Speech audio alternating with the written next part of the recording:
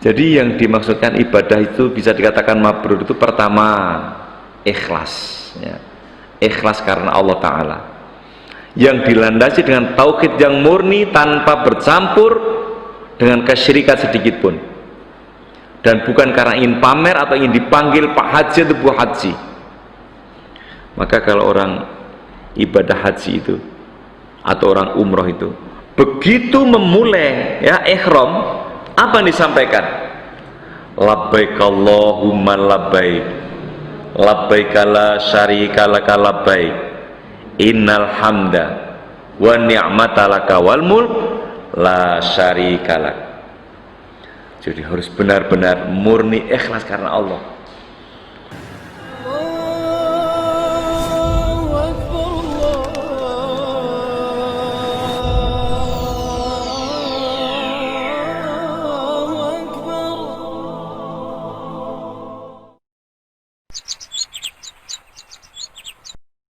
Bismillahirrahmanirrahim. Assalamualaikum warahmatullahi wabarakatuh.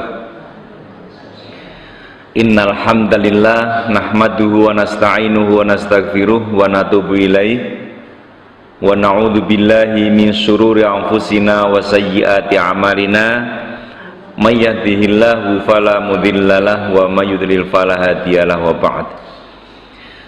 Kaum muslimin rahimakumullah, dalam sebuah riwayat hadis yang diriwayatkan oleh Abu Dawud, juga Tirmidzi, begitu juga Ibnu Majah, Ahmad, ya. Jadi banyak meriwayatkan Rasulullah Shallallahu Alaihi Wasallam bersabda, tidak ada satu amal soleh yang lebih dicintai oleh Allah melebihi amal soleh yang dilakukan pada hari-hari ini, yaitu 10 hari pertama di bulan Dzulhijjah. Kemudian para sahabat bertanya, tidak pula jihad di jalan Allah, wahai Rasulullah? Maka Nabi Shallallahu Alaihi Wasallam menjawab, tidak pula jihad di jalan Allah kecuali orang yang berangkat jihad dengan jiwa dan hartanya, namun tidak ada yang kembali satupun darinya. Kaum muslimin, berpijak dari satu hadis ini, saya nanti akan menyampaikan beberapa hal yang berkaitan dengan bulan Dzulhijjah, khususnya pada hari-hari awal, yakni sebagaimana disebutkan Rasulullah pada hari-hari ini, yakni 10 hari pertama di bulan Dzulhijjah. Ketika seseorang memahami bahwa Allah Subhanahu wa Ta'ala memberikan sesuatu yang sangat berharga bagi umat Islam, maka sudah barang tentu mereka akan berusaha secara maksimal bagaimana dia bisa mendapatkannya.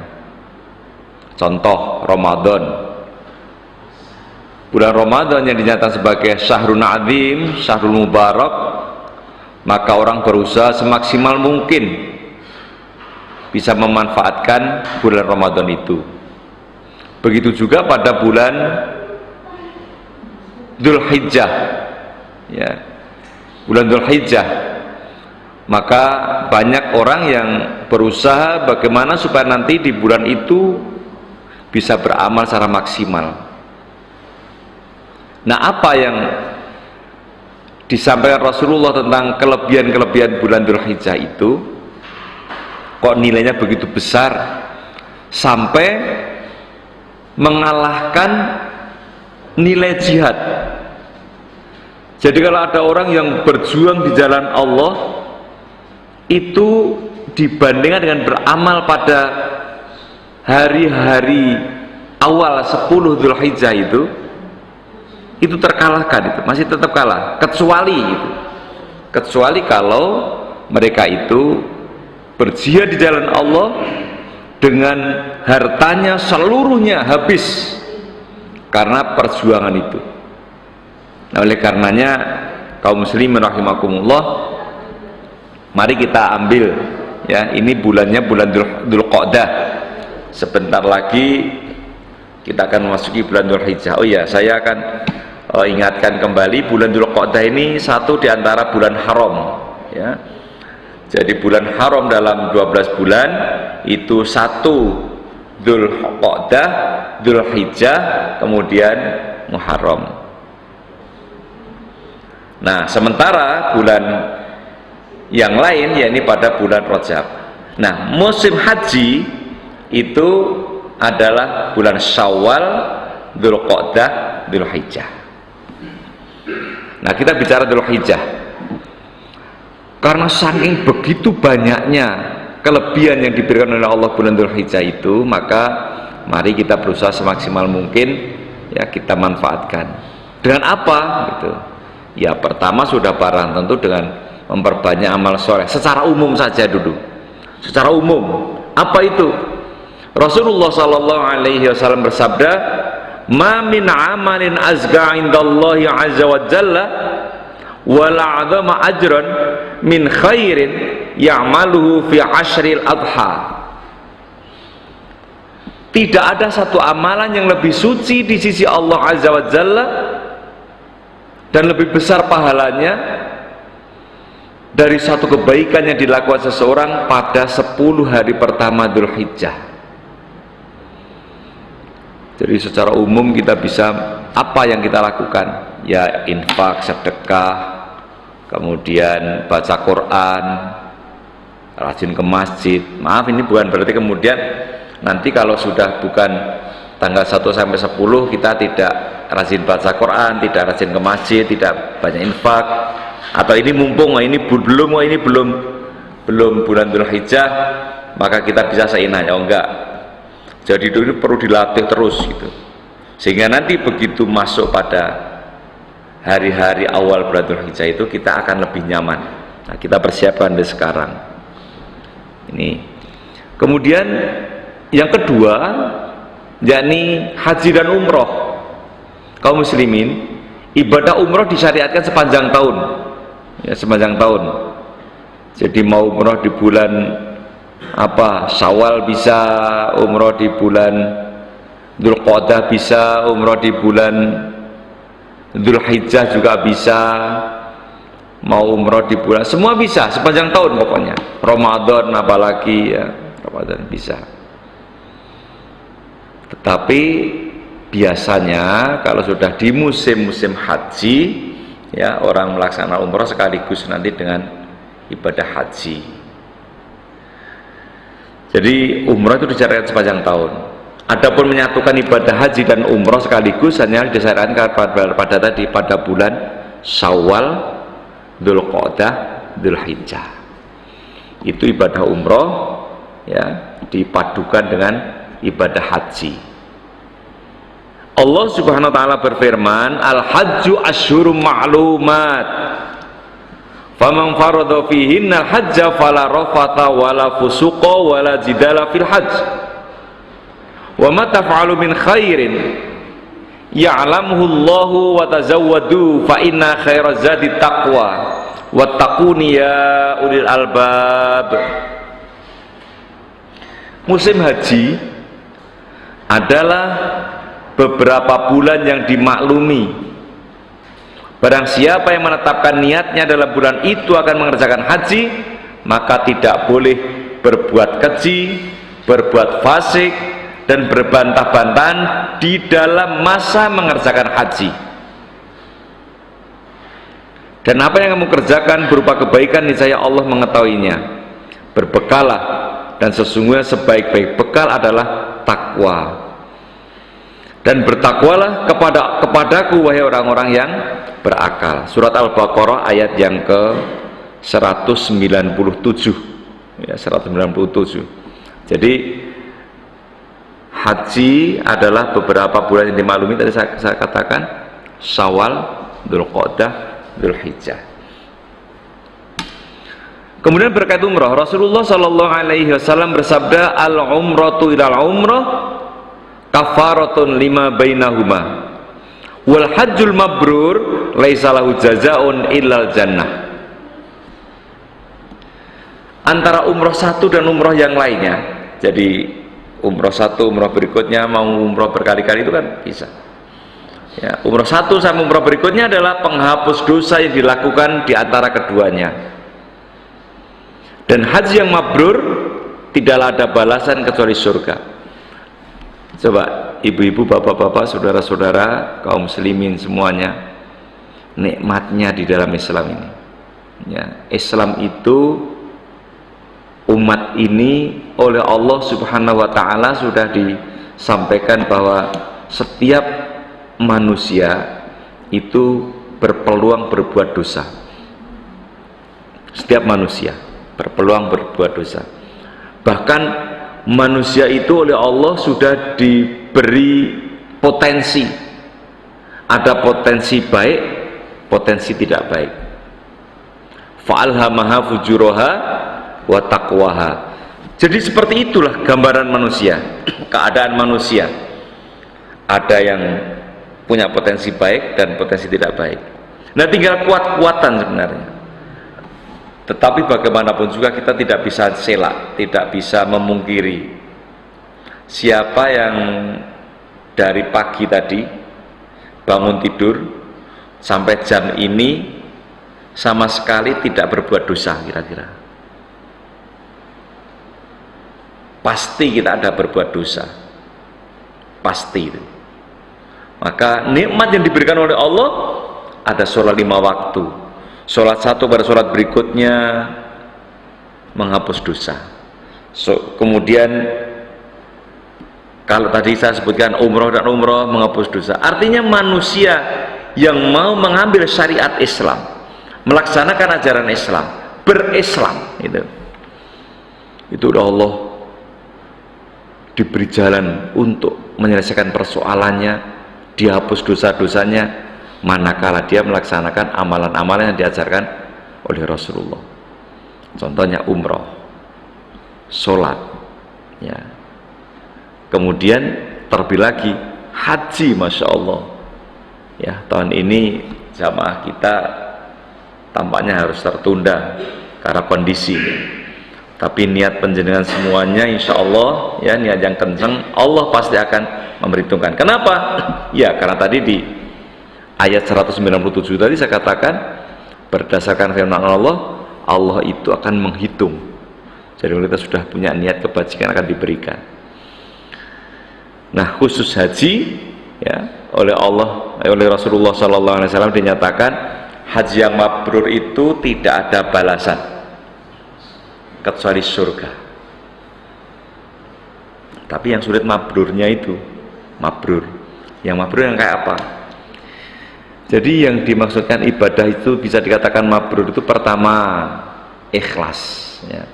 Ikhlas karena Allah Ta'ala, yang dilandasi dengan tauhid yang murni tanpa bercampur dengan kesyirikan sedikit pun, dan bukan karena ingin pamer atau ingin dipanggil Pak Haji atau Bu Haji. Maka kalau orang ibadah haji itu atau orang umroh itu begitu memulai ya ihram, apa yang disampaikan? Labbaik Allahumma labbaik, labbaik la syarika laka labbaik, innal hamda wa ni'mata laka wal mulk la syarika lak. Jadi harus benar-benar murni ikhlas karena Allah. Kemudian yang kedua, mencontoh Rasulullah Sallallahu Alaihi Wasallam di dalam pelaksanaan ibadah haji itu sesuai dengan apa yang dicontohkan Rasulullah Sallallahu Alaihi Wasallam. Tidak melakukan bid'ah atau amalan yang tidak berdasarkan kepada Quran dan Sunnah. Contoh, ya, saya banyak melihat itu orang yang menunaikan ibadah haji atau umroh ketika tawaf itu, sing apa ngosok-ngosoki kiswah itu, ya. Mencium itu mencium hajar aswad, tapi banyak mencium kiswah, ya, mencium kiswah diciumi itu. Nah ini berarti dia tidak berpegang kepada apa yang diajarkan Rasulullah. Kemudian yang ketiga, berusaha menjauhi perbuatan-perbuatan yang haram sebelum menunaikan ibadah haji, ya, ketika menunaikan ibadah haji juga, dan selesainya, sesudahnya. Artinya apa? Menjaga dari perbuatan-perbuatan yang merusak. Nih, kemudian berikutnya yakni puasa sunnah. Puasa sunnah Jadi menyambut bulan Dzulhijjah itu pertama amalan umum, ya, memperbanyak baca Quran, rajin sholat malamnya, kemudian banyak rajin jamaah ke masjid, ya, memperbanyak belajar ilmu-ilmu agama, pokoknya amalan yang umum, tasbih, tahmid dan sebagainya. Yang kedua haji atau umroh, dan yang ketiga yakni puasa sunnah. Nah, ini puasa sunnah. Puasa yang disunahkan adalah puasa sunnah secara umum pada 9 hari pertama. 9 hari pertama. Loh, tadi disebut 10 hari. Ya, amalan di tanggal 1 sampai 10. Tapi 10 kan tidak boleh puasa. Maka puasa yang 9 hari. Itu pun Nabi tidak setiap tahun mengerjakan itu. Tapi Nabi pernah mengerjakan puasa 9 hari. Kalau begitu Nabi itu haji nggak Pak Satil? Enggak. Jadi Nabi di Madinah itu berpuasa tanggal 1 sampai dengan tanggal 9 di hari pertama Dzulhijjah itu.